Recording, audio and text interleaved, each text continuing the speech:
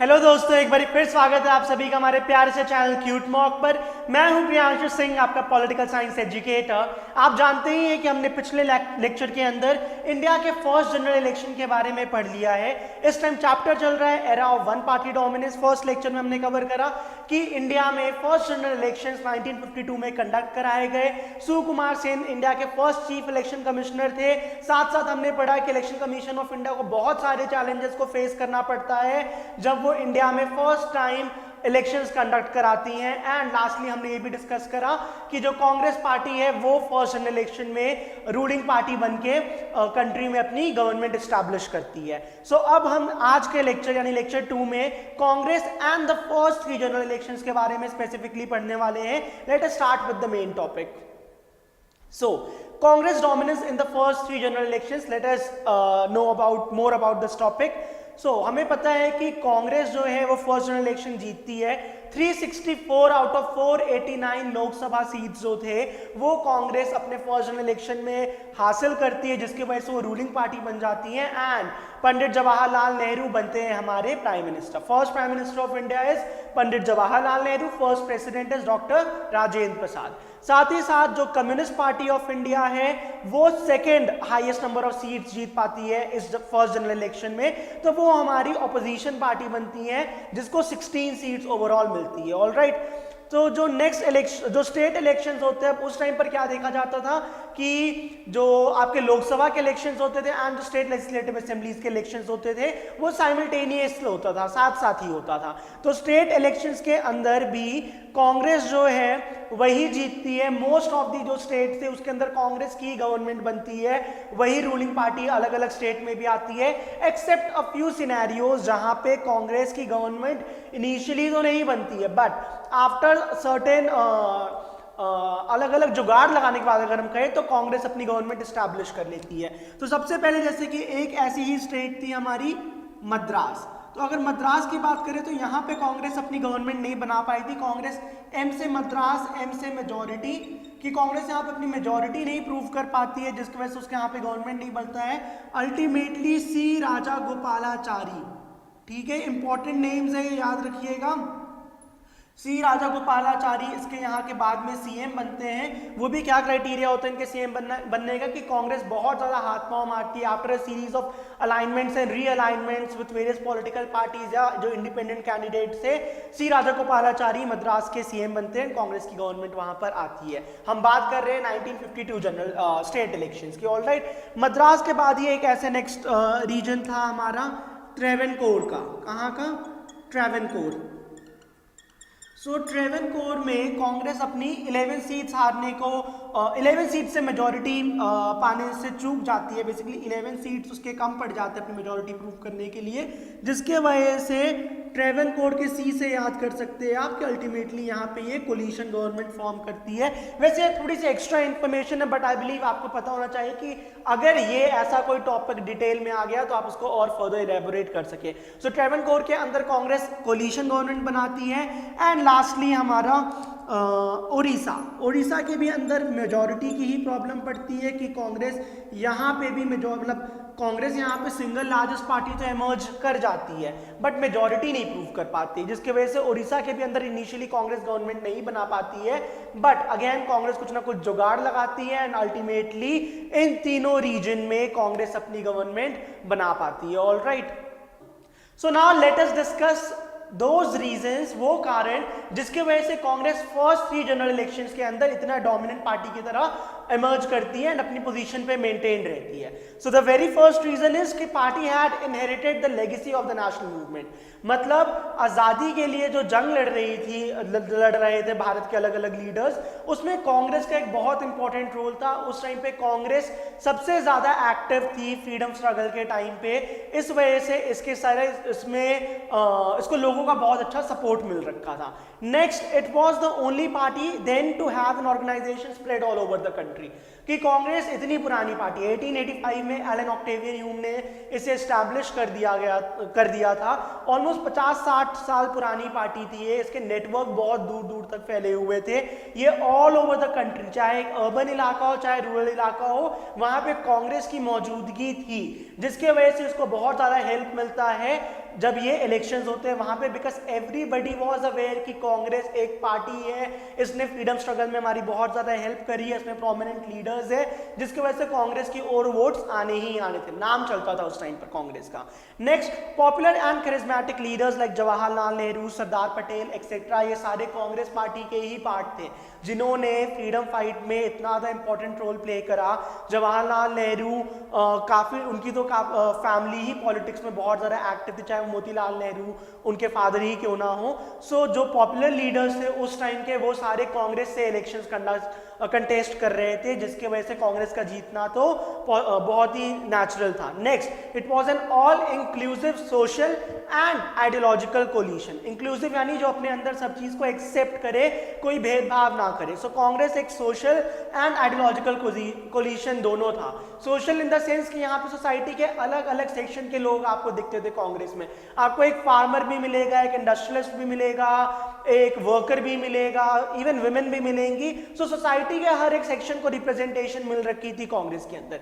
At the same time जो अलग अलग आइडियोलॉजी के लोग थे वो भी कांग्रेस के पार्ट थे, जैसे कि समझ लीजिए जो रेवोल्यूशनरीज थे, जो पैसिफिस्ट थे, जो ट्रेडिशनलिस्ट थे, कंजर्वेटिव्स हो गए, जो चाहते हैं कि प्रेयर्स पिटिशंस के थ्रू या तो प्यार से हम चेंजेस को लेकर आए, या तो फिर जो बिलीव करते थे कि रेडिकल चेंजेस आने चाहिए, कम्युनिस्ट हो गए, सोशलिस्ट हो गए।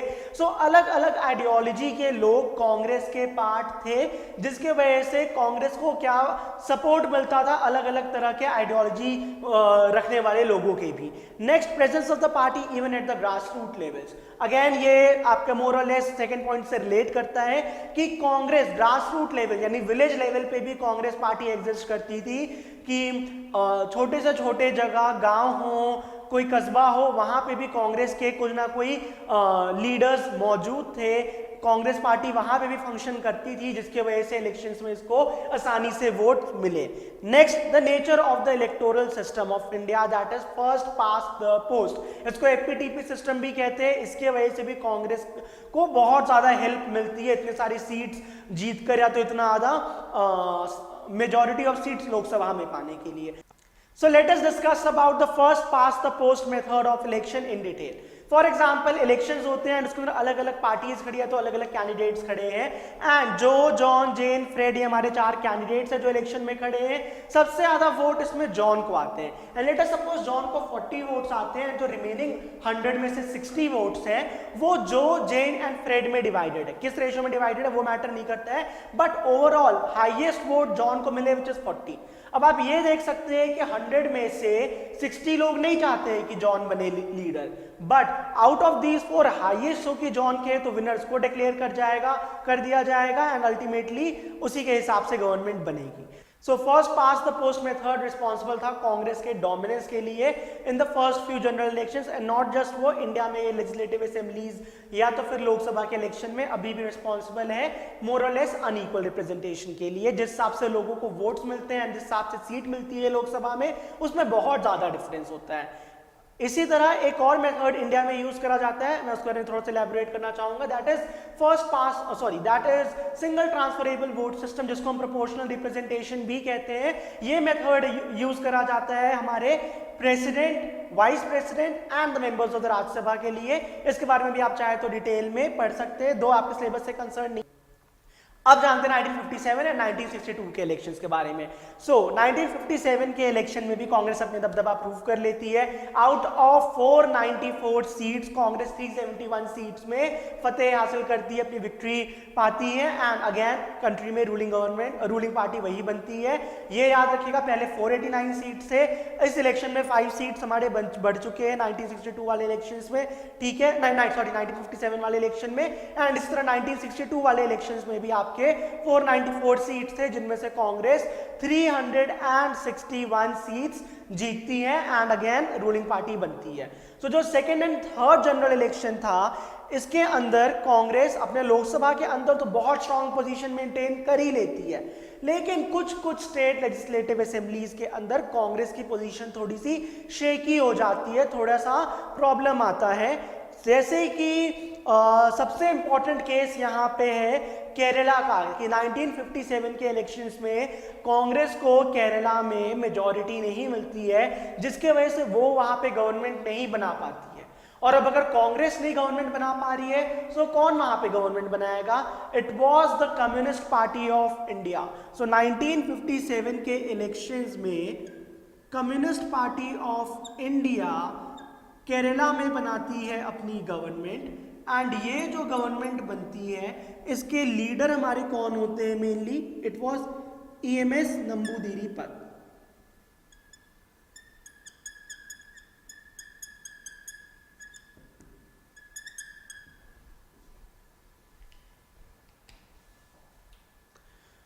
सो ये इमेज है जो आपको दिखा रहे हैं फर्स्ट 3 जनरल इलेक्शंस के बारे में आपके NCERT की बुक में। आई वुड एडवाइज यू कि आप इन इमेज को बहुत ही डिटेल में रीड करें। इसको डिटेल में रीड करने का एक सिंपल सा रीज़न है कि ये जो अलग अलग पार्टीज़ हैं, आपको इनमें से भी क्वेश्चंस पूछे जा सकते हैं, यहाँ से भी क्वेश्चन पूछे जा सकते हैं जो कांग्रेस डोमिनेंस 1952 1967 लिखा है। सो अच्छे से इन सभी चीज़ों को एक बार रीड कर लीजिएगा ताकि कोई भी क्वेश्चन मिस ना हो। इसमें से MCQ ज़रूर आ सकते हैं। So now let us study about the story of communist victory in Kerala. So आपको ये पता होगा कि 1956 के अंदर स्टेट रीऑर्गेनाइजेशन एक्ट पास हुआ था, ठीक है, जिसके तहत इंडिया के अंदर 14 स्टेट्स एंड 6 यूनियन टेरिटरीज बन गई थी, राइट।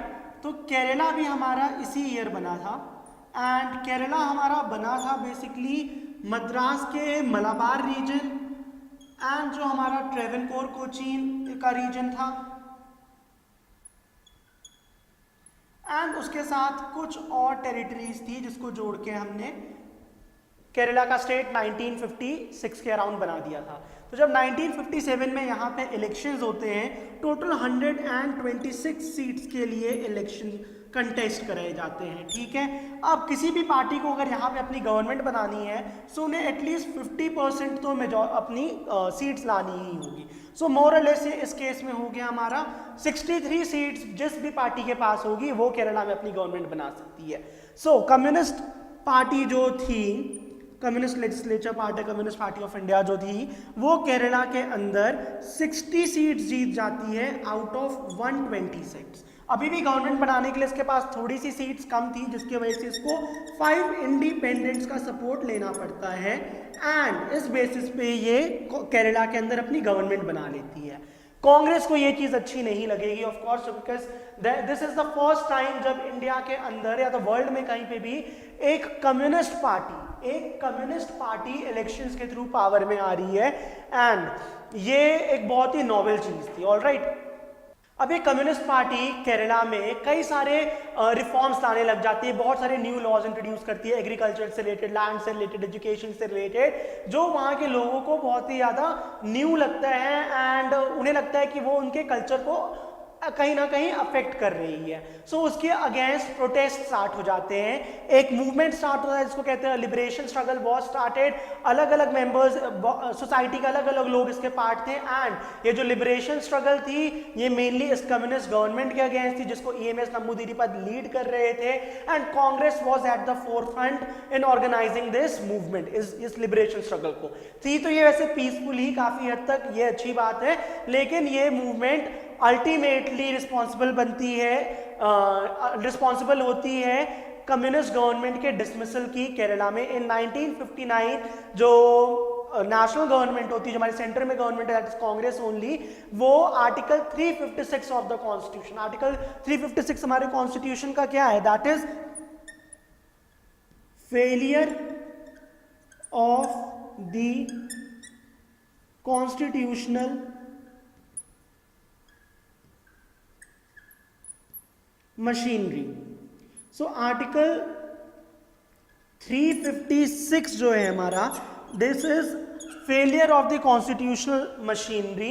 ये बेसिकली अगर किसी स्टेट के अंदर गवर्नर को ये लगता है कि इस स्टेट की गवर्नेंस एज पर दी कॉन्स्टिट्यूशन नहीं हो सकती है, सो वो प्रेसिडेंट को बोल देता है कि यहाँ पे प्रेसिडेंट रूल इम्पोज कर दिया जाए, क्योंकि यहाँ की स्टेट लेजिस्लेचर अच्छी नहीं है, वो ढंग से इस जगह को रूल नहीं कर पा रही है, तो अल्टीमेटली वो जगह प्रेसिडेंट के कंट्रोल के अंदर आ जाता है। सो 1959 में केरला में आर्टिकल 356 इम्पोज कर दिया जाता है, स्टेट इमरजेंसी डिक्लेयर कर दिया जाता है। यहाँ पे फ्रेश इलेक्शंस होते हैं नेक्स्ट ईयर, एंड इस इलेक्शन में कांग्रेस कुछ लोगों का सपोर्ट पाके कोलिशन गवर्नमेंट बना के अपनी गवर्नमेंट यहाँ पे स्टैब्लिश कर लेती है। So this is the story of communist victory in Kerala कि 1957 के इलेक्शन में वो पावर में आती है, 1959 में वहाँ पे आर्टिकल 356 इम्पोज कर लगा दिया जाता है, एंड इसको ही इस इंसिडेंट को कहते हैं the very first instance of the misuse of constitutional emergency power. ठीक है, सो आई होप आपको इस लेक्चर में हमने जो भी टॉपिक डिस्कस करा अच्छे से समझ में आएगा, डिटेल में आपको याद भी हुआ होगा, साथ साथ अगर आपने ध्यान से सुना होगा। ये दो क्वेश्चन है जो आपके लिए होमवर्क है। First question is which party won the second largest number of Lok Sabha seats in the first general election. 4 option है, उनमें से कोई एक आपको बताना होगा। Next, which of the party did not contest the 1952 elections. इसके भी आपको 4 ऑप्शन दिए हैं, नेक्स्ट वीडियो में हम डिस्कस करेंगे, इसके आंसर्स ढूंढ के रखने हैं आपको। अब डिस्कस करते हैं जो हमने लास्ट वीडियो में क्वेश्चंस आपको होमवर्क दिए थे। So first question was when was the election commission of India set up. इसका करेक्ट आंसर है आंसर सी, इन जनवरी 1950। आपको मंथ्स एंड ईयर दोनों याद रखना है। Next, which attempt of India in the first general elections appeared very bold and risky. So हमने बड़े detail में पढ़ा था कि इंडिया में यूनिवर्सल एडल्ट फ्रेंचाइज जो इंट्रोड्यूस करा गया था कि इवन विमेन एंड मेन को इक्वली वोटिंग राइट दिया जा रहा था, जो भी अडल्ट काउंट होते हैं अबव 21 ईयर्स ऑफ एज उस टाइम पे, सो उनको वोटिंग राइट दी गई थी। ये बहुत ही बोल्ड अटेम्प्ट था इंडियंस के तरफ से, तो ये है इसका करेक्ट आंसर। एक बारी इन ऑप्शंस को थोड़ा सा डिटेल में और डिस्कस कर लेते हैं। सो आइए जानते हैं इलेक्शन कमीशन ऑफ इंडिया के बारे में। बेसिकली जनवरी 1950 में इलेक्शन कमीशन ऑफ इंडिया को बनाया गया था। ये एक कॉन्स्टिट्यूशनल बॉडी है एंड इसमें टोटल 3 मेंबर्स होते हैं। एक तो होते हैं हमारे chief election commissioner of India and 2 होते हैं हमारे इलेक्शन कमिश्नर्स। इसका हेडक्वार्टर्स न्यू दिल्ली में लोकेटेड है एंड प्रेजेंटली जो 25th chief election commissioner of India है वो है राजीव कुमार। ठीक है, नेक्स्ट यूनिवर्सल एडल्ट फ्रेंचाइज के बारे में पढ़ते हैं। So universal adult franchise means the right to vote, and India में ये right to vote right after the independence first general election में एवरी सिटीजन को दे दिया गया था जो भी 21 ईयर्स ऑफ एज से ऊपर था, चाहे वो जिस भी जेंडर को बिलोंग करता है, चाहे वो मेल है या फिर वो फीमेल है। एंड 1989 में 61st अमेंडमेंट के तहत ये जो एज थी इसको 21 से रिड्यूस करके 18 कर दिया गया था। सो प्रेजेंटली जो भी 18 साल का है या उससे बड़ा है एंड उसके वोटर कार्ड्स बन रखे हैं, सो वो अपना वोट कास्ट कर सकते हैं at the time of elections. This is universal adult franchise. So chapter को अच्छे से पढ़िए, साथ साथ इन वीडियोस को देखकर नोट्स बनाइए, रिवीजन करते रहिए। आप हमारे इस वीडियो को लाइक कर दीजिए, चैनल को सब्सक्राइब कर दीजिए एंड टाइमली फॉलो अप करते रहिए, अपनी प्रिपरेशन करते रहिए। All the best for exams. Bye bye.